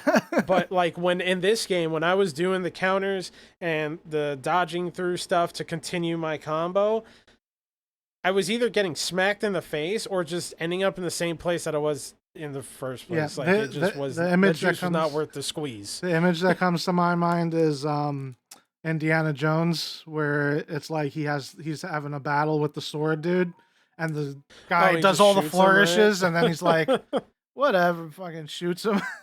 Yeah. That's pretty much it. Yeah. Yeah. So that's everything I see on Yeah. YouTube when it's regarding Yeah. Wukong. And then like the last thing, or or not last thing, but like one last thing that I want to touch on, something that I just did not like. Well, actually, there's a couple things, but actually, let's talk about the gameplay. Let's talk about the end area where it's open world. Yeah. I really dug that they tried to go for that. Yeah. I wish they didn't. Well, after talking about how there's nothing to do in between areas, to be honest, I'd take this over that. But the problem is, okay, we have this open world area. How do we? What kind of cool, interesting things are there to find here? Not a lot. Bosses. It's more bosses. More bosses. You ever play Dragon Ball Z Budokai? Yeah. You know when you're in the open world map on flying through on Nimbus? I don't remember. Damn, it's like it's in between every battle. Like you're in the world map, and then you have to look around for the Dragon Balls on your Dragon Radar to get your wish, and you're just going through the entire map until something pings on your radar. Yeah, that's what it. That's pretty much what it was. Yeah, it's like this open area, and there's nothing. There's nothing in it except for bosses. And then the thing is that that giant grasshopper scared the shit out of me. That was cool. It was cool. I hated the way to solve it was just you need to have enough health or like the fire defense thing or some shit. Yeah, like, I didn't die a bunch of times. I just fell off a bunch of times, not knowing that I needed to hold the buttons. And I'm like, yeah, that sounds more clear. The funny thing about that open area is that, like I said, okay, well, what did they do to spice up this area? Well, all there is in here is just bosses. There's nothing to actually find. It's just bosses. Yeah. There's no like, oh, hey, some like puzzle off the beaten path or some like little dungeon. It's only bosses. And the funny thing is that they're copy and paste bosses in the same area. It's like Poison Rock Guy. There's like fucking 3 of them. Yep. And Poison Rock Guy. All in the same area. That you fought in level 2 in the desert frog. area. There's another frog. There's another big rock guy that you could have fought that you fought like earlier in the game or something. And you gotta fight those guys because you can find the hidden Wukong cave, and you get there and there's like nothing happens. You can't come here yet. You can't come here yet. But you just wasted a shit ton of time walking here. We don't let you fly out. Yeah, you can't you can fly only out. come you here. walk out. Like you see the Wukong staff there, and you're like, oh shit, there's a Wukong staff. And you're like, I can't do shit with it. All right, cool. I guess I'll be back later. And it's like I like that they tried going for something in this open world area, but I fucking hate how the only way they thought that, or how do we make this interesting, is just to populate it with the same bullshit that we've been doing for the whole game. Come on, man. Yeah. Like at that point, I actually would have preferred if they just had me do a fucking boss rush of those last like 3 bosses and just fucking called it a day.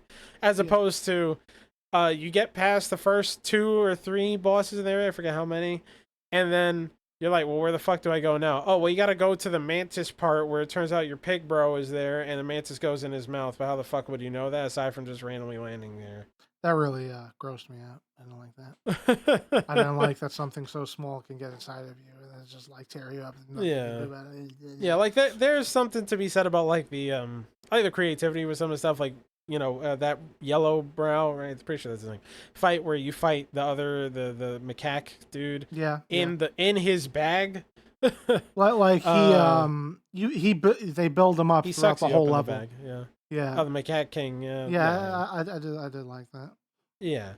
That you fight him in the bag. Fighting the mantis and the pig bro's stomach. We didn't even talk about transformations. Transformations are a thing you can do in the game. There's actually a pretty good amount. No, there's only 3 or 4. I forget how many. There's more than 3. There's the flame staff dude. There's the macaque. And there's like an ice tentacle monster you could turn into. Yeah. You could turn into like the tiger blacksmith guy. Yeah, you have to beat him, and he was kind of annoying. Yeah. Um, And I forget all of you them. you need points to spec into those, and you can make a build where it's like those are important. Yeah, and you keep They're have it coming back. fun. They're They're cool. I think for all the shit that we talk about how everything's the same, that kind of I think that you change into a different character completely, Yeah, different moveset. it is cool. It is cool. I will put in a little asterisk of that. It's just a worse version of you. It's a worse version of you, 100%. It's. Yeah. I mean, it's like The it's only an extra rea- health bar. It's an extra health exactly. bar. That's the only reason to do it. You're low on health, you get a full health bar. That's You it. can squeeze out some damage, like you can do their special attack and it does some good damage, but otherwise it's like another health bar. This is where I'm gonna draw a parallel to a game like Kazan or Stranger in Paradise, where you have a transformation, or like I always equate them to like Rage of the Gods from God of War, Right. where you turn into this other form. But in those games, like Kazan and Stranger in Paradise, your other form is the same gameplay as like it's just you, but you could do different shit, and it can also function as extra health bar. But like the point being, like Devil Trigger. Yeah, like Devil Trigger. Okay. So the transformations are cool, kind of gimmicky. That's all. Right. Essentially, what I'm trying to say there. Like I might actually really like it if you could just permanently stay as those other characters. Yeah. They would have to nerf them a bit, but yeah. Yeah. Like damage and the stuff, but yeah, that'd be cool. Yeah. So I think going to maybe the last thing that I was not a fan of, but this I'm just gonna say is because of the genre it chose to be, which is Souls-like, and because it's a Souls-like, it means that you have to be really cryptic with the way you tell your story. Apparently, I watched all the cutscenes twice, like a fucking idiot. It's because the second time I played through the game, when I did all the bosses and I got the super nice ending or whatever, I watched all the cutscenes, and by the end of it, I'm just like, everyone's talking to me like I should give a shit. Yeah. Like, oh, hey, yeah, I know you. So you. There's like this is where I'll try to defend it. There's too much context that's needed if you're just continuing the story, referencing a shit ton of content that you're quote unquote supposed to already be living in the world of. Yeah. So like first couple of people that I fought, I was like, or levels that I fought, I was like, what? Ooh, what? And then I started reading the books and I started getting some context on what the fuck's going on. And I understood a bit.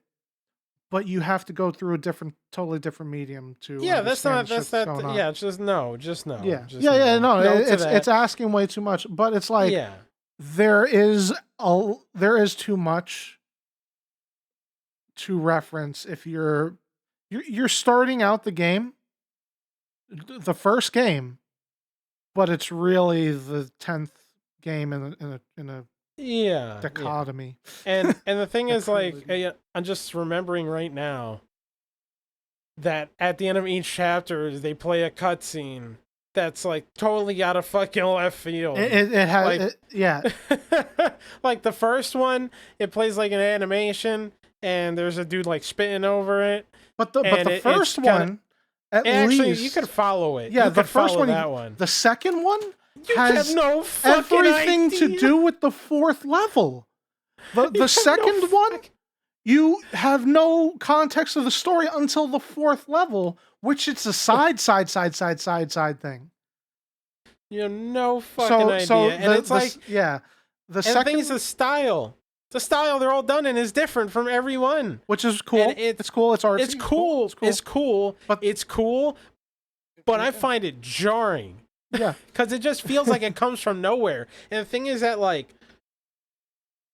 at least when I was playing it, I don't feel like it was earned. Where I'm not following this enough, or like you're being mega cryptic with this shit, and all of a sudden I'm in this like animated or claymation cutscene of you still not really like you don't have to spell it out for me. Well, the first one kind of actually goes through, and I follow that one, but like pretty much The fourth one between the spider and the boar guy, that one also followed. That one was fine. Dude, the second one, I'll tell you the connection of the second What, with one. the fox? That was like the fox or some shit, right? The monk killed the fox because the fox was a demon that turned into a lady, and he nursed him back to health. And then they fell in love, and then the fox ended up killing some kids, and the guy killed the fox lady for the greater good, because it's like that story, the scorpion wants to get across the river, the frog is like, hey, don't sting me and I'll get you across,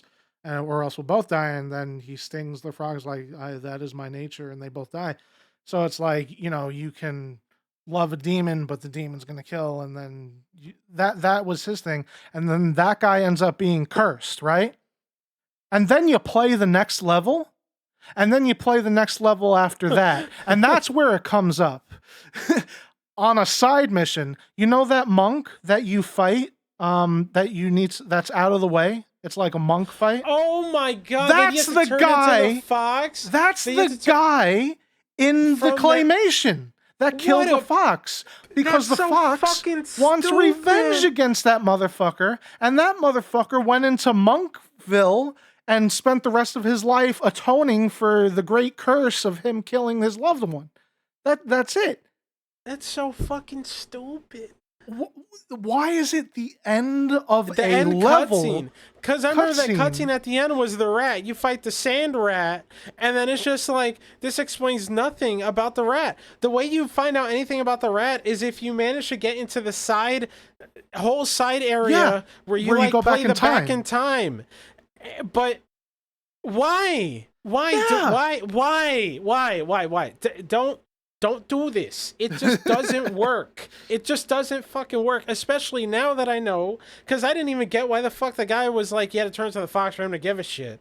And now I know, and I wish I didn't.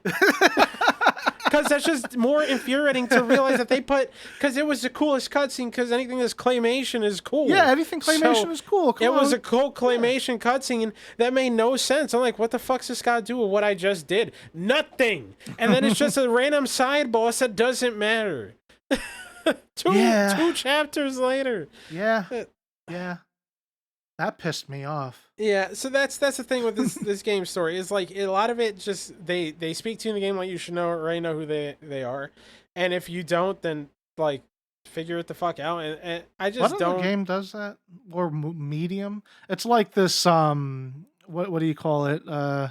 Sci-fi futuristic space fantasy type TV show or game, where it's like they use key phrases and expect you to know it. The Blargafar are going after the Jargadar. Yeah. Like, I remember the game that did that I could think of, that I know Horizon did that.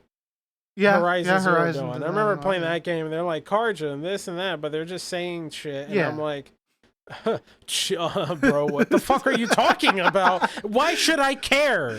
Like, why should I care? And then, like, to be fair, in Horizon's case, I cared. I eventually cared. That shit was really good. Yeah, it came together.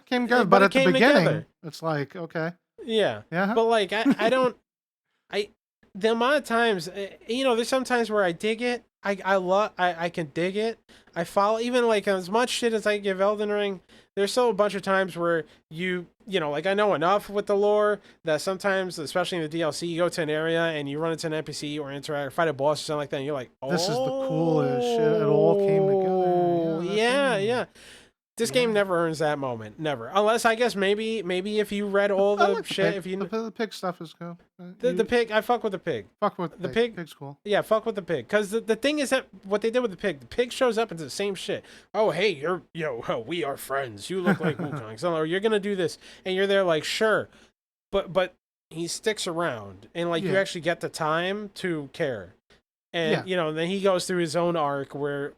Actually, he was like pretty much the main character. So no, like, he goes through his own arc in the fourth chapter. That is interesting. Fight, bro, was that was the mud. The mud. You fight the pig, your pig bro. Yeah, you in fight the mud, and you move slow as shit. It sucks. And then after you beat him, you get the armor that lets you move faster in mud. You never fight a boss in mud ever again. I remember like when I first saw, like I thought I beat the final boss of the area, and then I go through a crack and like he's there possessed, and I'm like, oh no, I don't want to fight Pigman. And then after like the 40th time I come through the fucking crack, I'm like, I want you I to wish you die were in dead. real life.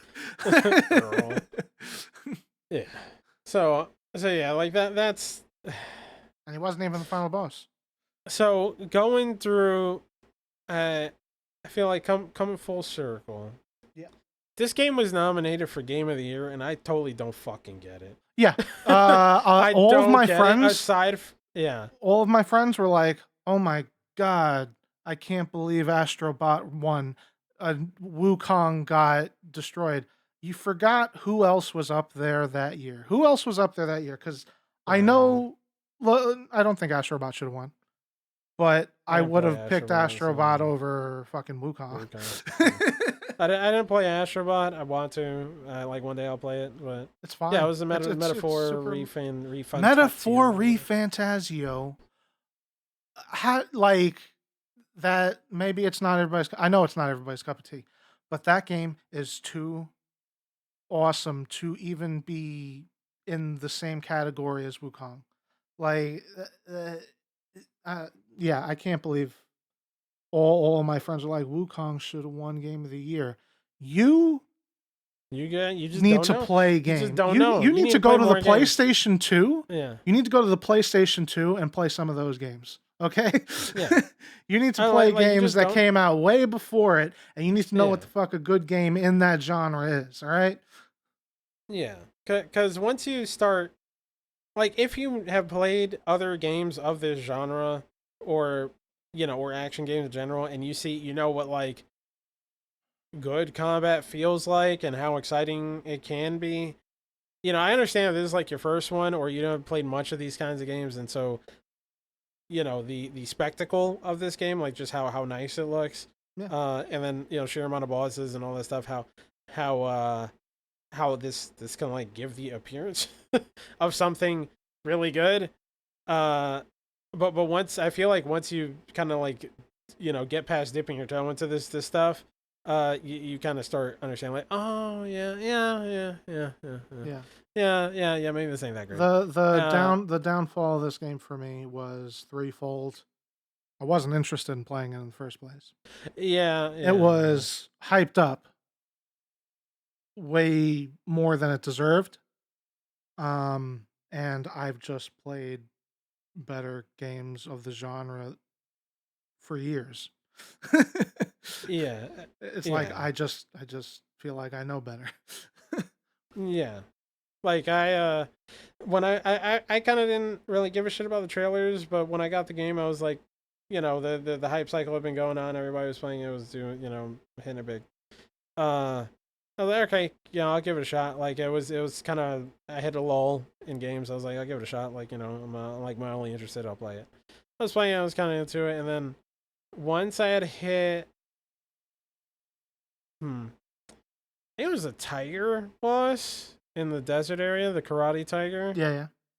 Once I had hit the karate tiger, I was like, okay, this is cool. Like, yeah, I thought it was kind of cool, but also, when it had at a point around then, especially with that boss, where I was trying to do all the stuff, like do the combos or do the counters and that shit. It wasn't worth it. And I was just getting punished, and I'm like, when you were doing it successfully, you were punished. I was getting punished. I wasn't able to, and it's like, okay, so maybe you just have to pick the right moments to do counters. Whereas, like, counters work. If you do the counter on the last hit of his combo, you do the counter, but then you're missing time to do your multi-hit combo. Yeah, like so you're doing less damage. I don't instead get of just dodging his shit and doing the combo. Like I don't get like no other game I can think of where you nail the counter. The counter being when you're in the middle of doing a specific attack animation, and you're at a certain point in the animation where they hit an attack on you. So this actually requires some like foresight and shit to pull off. And you don't get the goods. Like I can't think of immediately off the top of my head a game where like you actually go through all the trouble doing that shit and they just poop on you. Yeah. And I'm like, well, what's the point of doing this? What's gonna be Sekiro if I pull off like a sick move and they just smack me or something? Or Elden Ring when you try and do a sick Ash of War, but Well, you're if you're this Ash of War doing- takes 10 minutes to do. Or Yeah, if you're something, doing and- counters in Sekiro, at least there's a stagger bar that builds up. There's Yeah, a point in doing countering attacks. Yeah, same and so I was comparing this to Liza P, but I do have to take a step back and say, Liza P, when you're doing the counters, eventually there comes a point where the boss gets into like their health bar starts flashing. If you hit them with like a charge attack or a special attack or something like that, then they take a knee and you can fist them and do big damage.